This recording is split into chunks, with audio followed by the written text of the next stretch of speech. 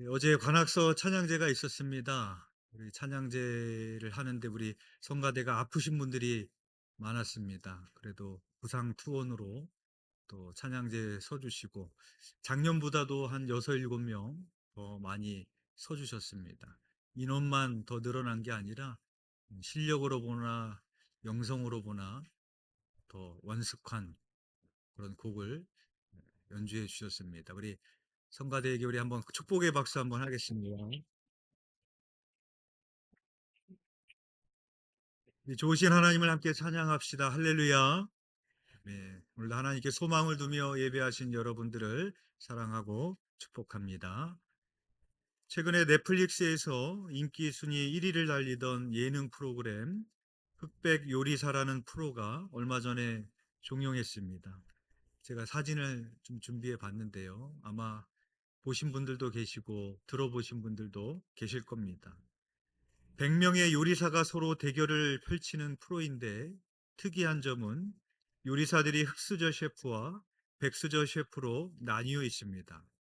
백수저 셰프는 사람들에게 알려져 있는 유명 요리사들이고 흑수저 셰프는 실력은 뛰어나지만 아직 사람들에게 알려지지 않은 요리사들입니다. 대결 형식은 먼저 흑수저 셰프끼리 경쟁을 해서 거기서 살아남은 셰프만이 백수저 셰프와 경쟁을 할 수 있는 대결권이 주어지게 됩니다. 철저하게 요리 계급 전쟁인 것이죠. 제가 그 프로를 보면서 콧방귀를 끼니까 요리를 전공한 제 아내가 이야기를 해주는데 요리사들 사이에는 계급적 차이가 엄청나다고 합니다. 호텔의 식당에서 요리를 만드는 주방 안에는 군대 저리 가라고 할 정도로 요리사들 사이에는 철저한 계급주의가 존재한다고 합니다. 100명의 요리사들을 평가하는 심판관이 2명이 있는데 한 명은 우리가 잘 아는 백종원 씨고요. 또 한 분은 안성재라는 셰프입니다. 이 안성재 셰프는 우리나라에서 유일하게 미쉐린 3스타를 받았던 식당을 운영하고 있는 셰프입니다. 우리에게 잘 익숙해져 있는 이 미쉐린 또는 미슐랭이라고 하죠. 이 말의 유래를 보니까 프랑스 타이어 회사 미쉐린이 출판하는 미쉐린 가이드북에서 유래가 됐습니다.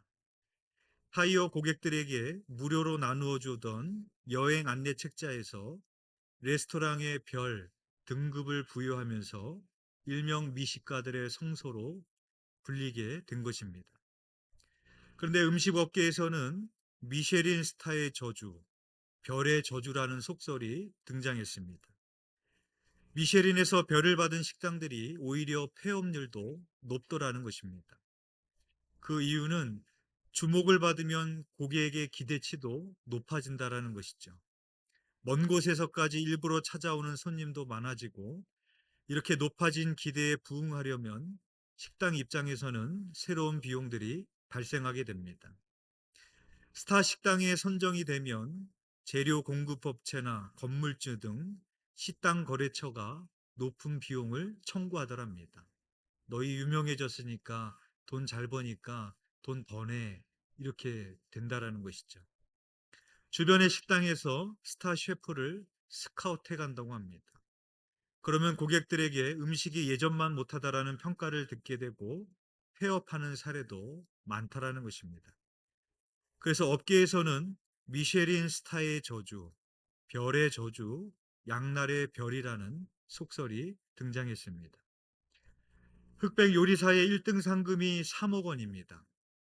100명의 셰프들이 모여서 1등 상금을 받기 위해서 그리고 스타 요리사가 되기 위해서 치열하게 경쟁을 합니다. 그런데 이것과는 대조적인 이야기를 그린 영화가 있습니다. 바베트의 만찬이라는 영화가 있습니다. 이것도 사진을 준비했는데요. 굉장히 기독교적인 영화입니다. 프랑스의 궁중 요리사가 있습니다. 요즘 말로 하면 미슐랭 3스타입니다. 그런데 정치적인 이유로 덴마크로 쫓겨가게 됩니다. 덴마크의 한 루터교 마을로 망명을 가게 되는데 그 마을 사람들은 너무나 엄격한 질서 속에서 살아갑니다. 세상과 거룩이라는 것을 두 차원으로 완전히 나눠놓고 살아갑니다. 그래서 옷도 똑같은 옷만 입고 결혼도 세속적으로 보았기에 목사님의 두 딸은 일평생 독신으로 살아갑니다. 그리고 음식도 쾌락적인 요소로 보았기에 최소한의 것들만 먹고 모든 예술적 행위를 금지합니다. 여기서 이 요리사가 살면서 이 사람들이 먹는 음식들을 보면서 너무나 안타까운 마음이 드는 겁니다. 근데 이 요리사가 복권을 샀는데 당첨이 됩니다. 1만 프랑입니다. 이 사람이 이 돈을 가지고 무슨 일을 하는가 하면 1만 프랑을 다 털어서 선별된 재료들을 다 모으고 자기의 모든 실력을 다 발휘해서 어마어마한 요리를 차려놓고 평생을 금욕과 어떠한 종류의 즐거움도 없이 살아온 이 마을 사람들을 위해서 만찬을 베풉니다. 음식도 세속적인 것으로 여겼기에 목사님의 두 딸은 바베트의 만찬을 환영할 수가 없었습니다. 바베트가 만찬을 준비하는 모습을 보면서 바베트가 마녀들의 연애를 베푼다라는 악몽을 꾸기도 합니다. 마을 사람들도 마찬가지입니다. 프랑스 최고의 만찬을 먹으면서도 음식은 중요하지 않아를 연신 외칩니다. 하지만 만찬은 이들의 이분법적 신앙이 위선적인 것임을 적나라하게 드러냅니다. 영화에서 바베트는 성스러운 영역과 세속적인 영역의 경계를 초월하여 두 영역을 넘나듭니다. 그녀는 자신을 받아준 두 자매를 위해서 성실하게 봉사하며 교회를 섬깁니다.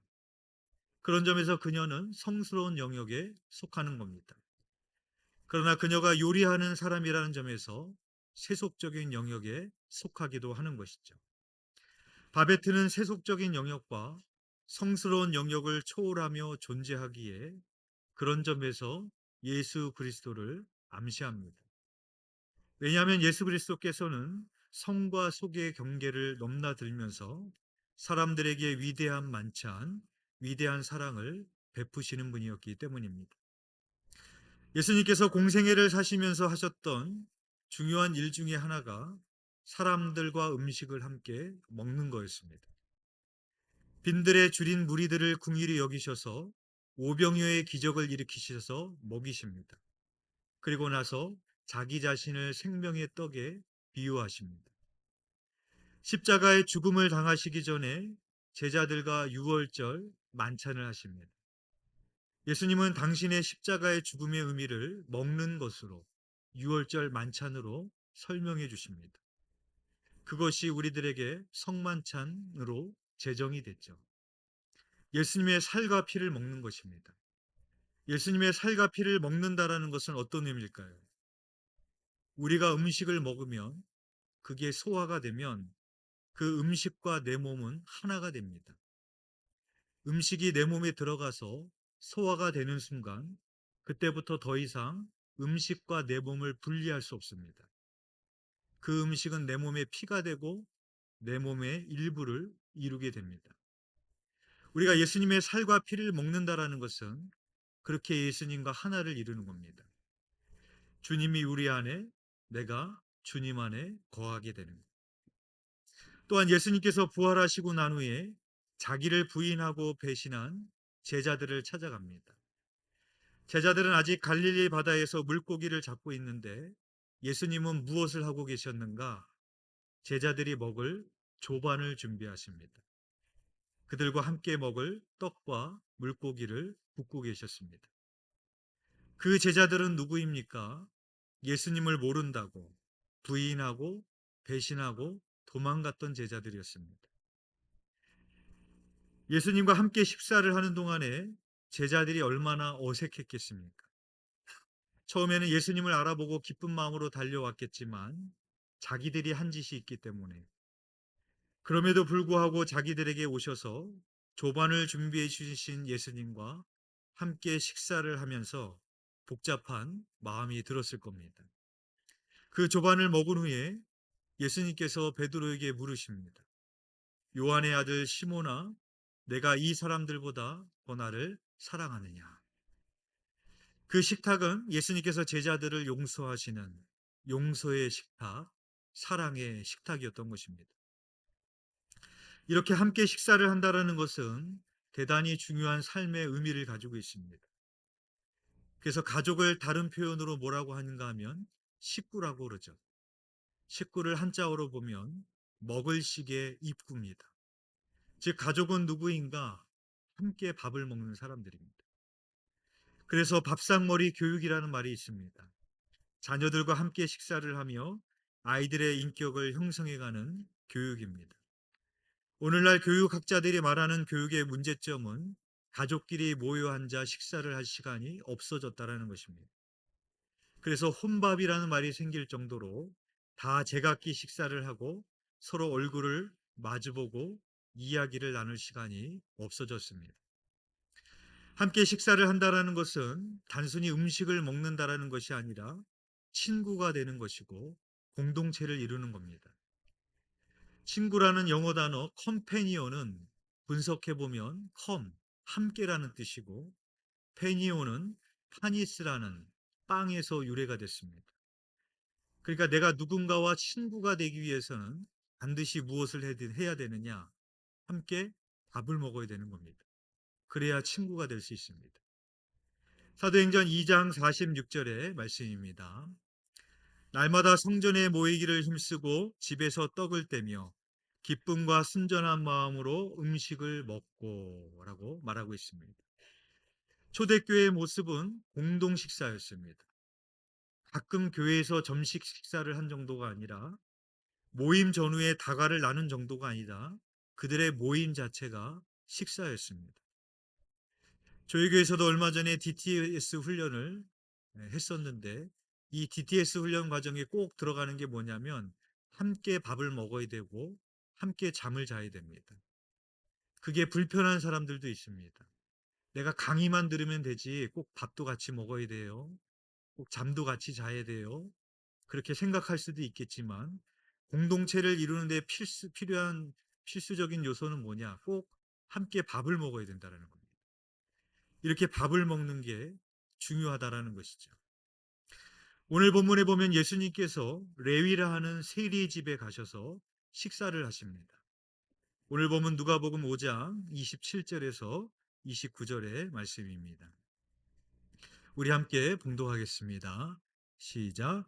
그 후에 예수께서 나가사 레위라 하는 세리가 세관에 앉아 있는 것을 보시고 나를 따르라 하시니 그가 모든 것을 버리고 일어나 따르니라. 레위가 예수를 위하여 자기 집에서 큰 잔치를 하니 세리와 다른 사람이 많이 함께 앉아 있는지라. 아멘. 예수님께서 길을 가시다가 세관에 앉아 있던 레위, 그러니까 마태에게 나를 따라오라고 명하십니다. 레위는 예수님의 말씀에 즉각적으로 순종해서 모든 것을 버리고 예수님을 따랐다고 기록하고 있습니다. 그리고 레위는 예수님을 위하여 자기 집에서 큰 잔치를 벌였습니다. 당시 세리는 매국노와 죄인으로 낙인 찍혔던 사람입니다. 그런데 예수님은 세리인 레위를 제자로 부르시고 레위의 집에 가셔서 함께 식사를 하십니다. 그곳에는 세리와 다른 사람이 많이 함께 앉아 있었다라고 기록하고 있습니다. 마태복음 9장에 보면 마태는 세리와 죄인들이 함께 있었다라고 기록하고 있습니다. 그러니까 당시 정결 예식으로 보면 함께 식사를 하면 안 되는 사람들과 예수님은 식사를 하신 것입니다. 그래서 바리새인들이 이렇게 비방을 합니다. 오늘 보면 누가복음 5장 30절의 말씀입니다. 우리 함께 읽겠습니다. 시작. 바리새인과 그들의 서기관들이 그 제자들을 비방하여 이르되 너희가 어찌하여 세리와 죄인과 함께 먹고 마시느냐. 식탁의 자리는 단순히 밥을 먹는 자리가 아니라 사회적 질서의 재현입니다. 과거에 우리나라가 3대가 모여서 살 때 할아버지가 드시는 식탁을 따로 차렸고 남자들이 먹는 식탁을 따로 차렸고 아녀자들이 먹는 식탁을 따로 차리거나 식탁을 차리지도 못하고 부뚜막에 가서 먹었습니다. 그때만 그랬을까요? 요즘도 식당에 가서 밥을 먹으면 아무 자리에 앉아서 밥을 먹는 게 아닙니다. 교회에 외부 강사님이 오셨다고 하면 외부 강사님을 아무 데나 앉힙니까? 그렇지 않죠. 가장 안쪽에, 가장 중앙에, 가장 좋은 자리에 앉힙니다. 그리고 그 옆에는 담임 목사님이나 장로님들이 앉고, 이렇게 우리는 지금도 자리 배치를 합니다. 그러니까 식사를 한다라는 것은 단순히 밥을 먹는다는 의미가 아니라 일종의 사회적 질서의 재현이라고 할 수 있는 겁니다. 우리가 운전을 할 때 노란선이나 실선이 있으면 넘어가지 못합니다. 근데 어떻게 보면 되게 웃기는 겁니다. 그냥 넘어갈 수도 있거든요. 그렇죠. 펜스가 쳐져 있는 것도 아닌데, 바리케이드로 막아놓은 것도 아닌데 절대 넘어가지 못합니다. 그 선은 마치 사회적 질서와 같은 겁니다. 그래서 바리새인들은 식사를 할 때도 절대 그 선을 넘어와서는 안 되는 사람들이 있었습니다. 오늘 본문에 나오는 세리나 창녀와 죄인들이었습니다. 절대 그들과는 함께 식사를 하면 안 되는 겁니다. 근데 예수님은 어떻게 하셨는가? 세리의 집에 들어가셔서 죄인들과 함께 식탁에 앉아서 식사를 하셨습니다.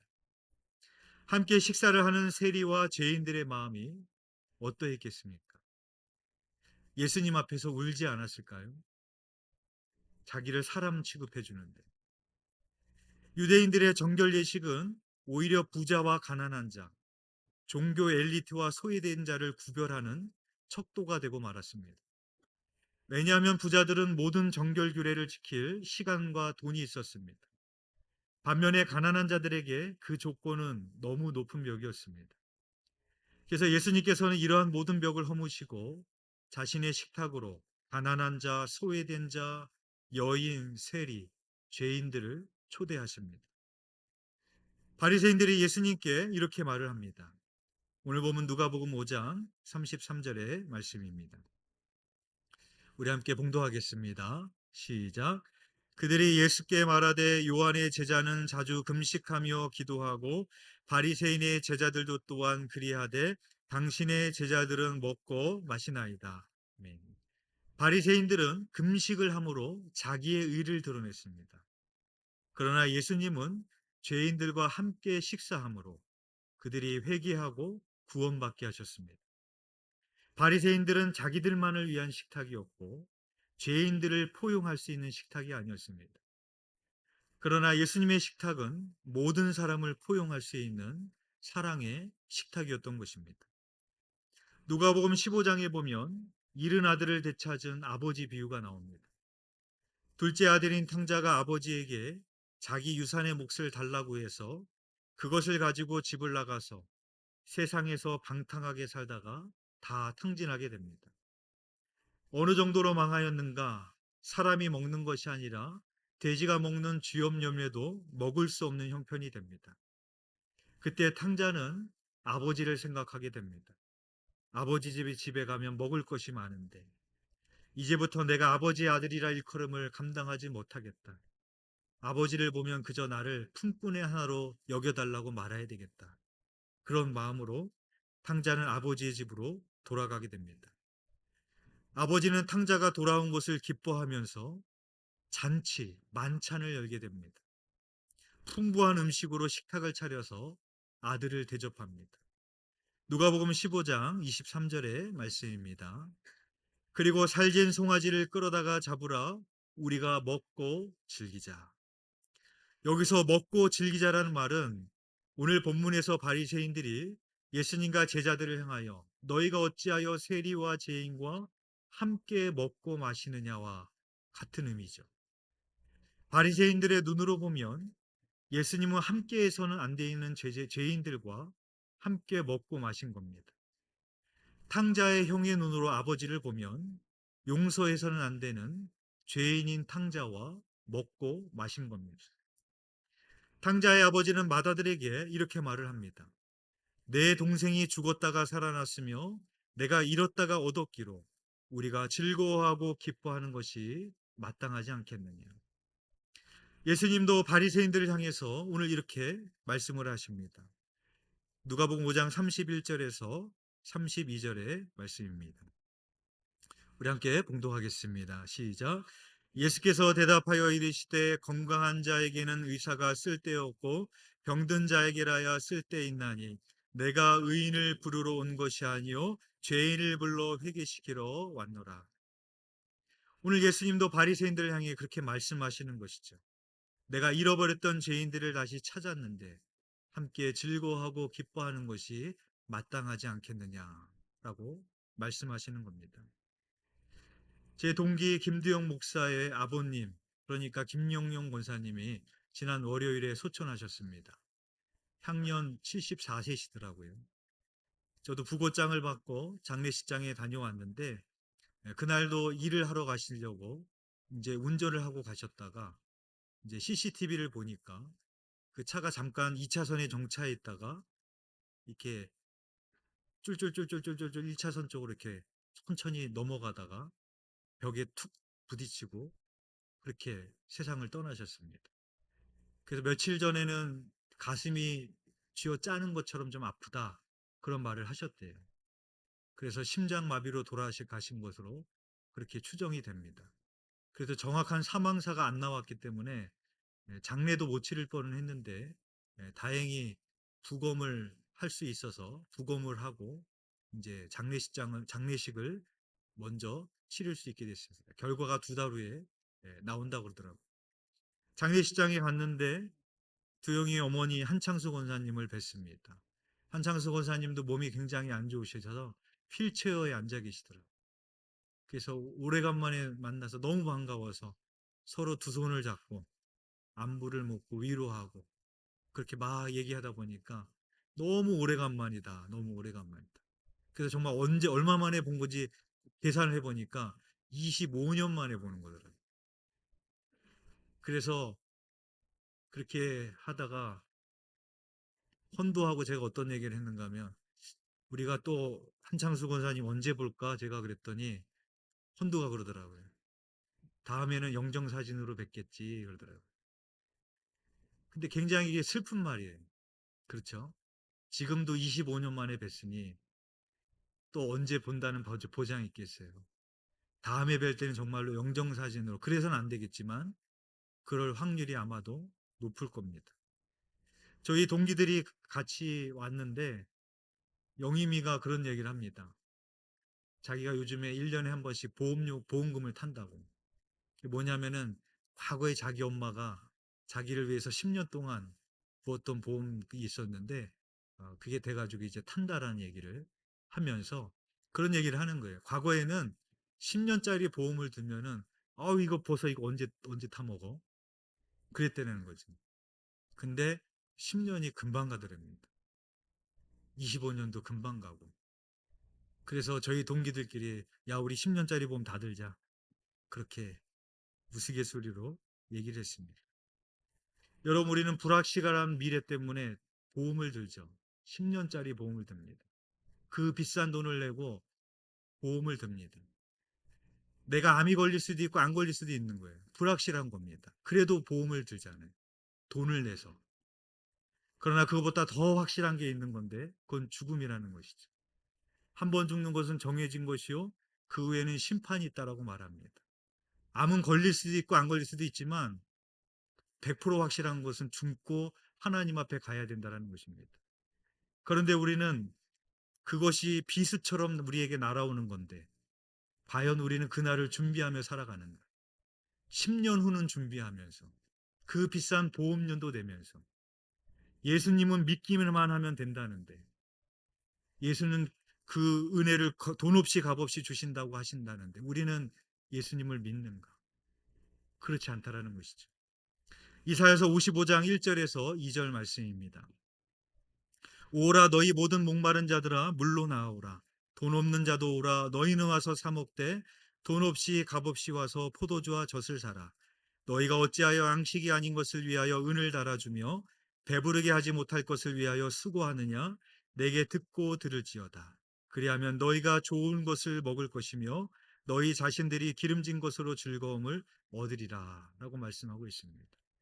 10년 후에 뭔 일이 있을지도 모르면서 그 전에 하나님 앞에 갈지도 모르면서 암이 걸릴지 안 걸릴지도 모르면서 비싼 돈을 내면서 보험은 들지만 예수 믿기는 하면 주신다는데 돈 없는 자도 오랬는데 돈 없이 값없이 주신다는데 공짜라는데 예수님 믿지 않습니다. 주님께서 탕자와 같은 우리들을 다 내게로 오라.